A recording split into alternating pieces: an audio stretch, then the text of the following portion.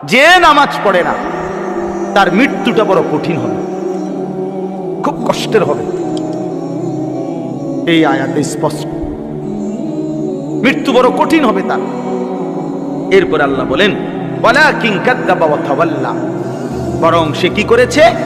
আমি আল্লাহকে মিথ্যা মনে করেছে, আমি আল্লাহর হুকুম থেকে মুখ ফিরায় নিয়েছি, মুখ ফিরায় নিয়েছি।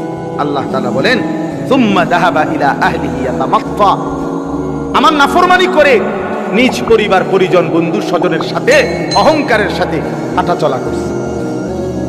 মানে একে তো নাফরমানি করছে, আবার বউ বাচ্চা নিয়ে এমন ভাবসাব চলাফেরা, অপরাধী অথচ কোনো অনুশোচনা লজ্জিত কোনো ভাব নেই।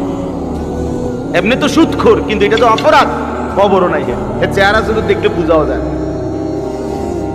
এমনি তো হারামখোর, কিন্তু চেহারা শুধু দেখলে বুঝাও যায় না। ভাবসাব এমন ফুর্তিতে আছে, বউ বাচ্চা নিয়ে খাইতে আছে, ঘুমাইতে আছে, মজা করতে আছে, টেলিভিশন দেখতে আছে, চা খাইতে আছে, বন খাইতে আছে, বিড়ি খাইতে আছে, সিগারেট খাইতে আছে, বেড়াইতে আছে পার্কে, বউয়ে পার্কে করে, ছেলে মোবাইল টিপে, মেয়ে আরেক ছেলের লগে কথা বলে, তাই নিয়ে নিজেও ঘুরে গাড়ে, বা রঙের গুড্ডি উড়াইতে আছে। মানে বাহ বাহ, অসাধারণ অসাধারণ।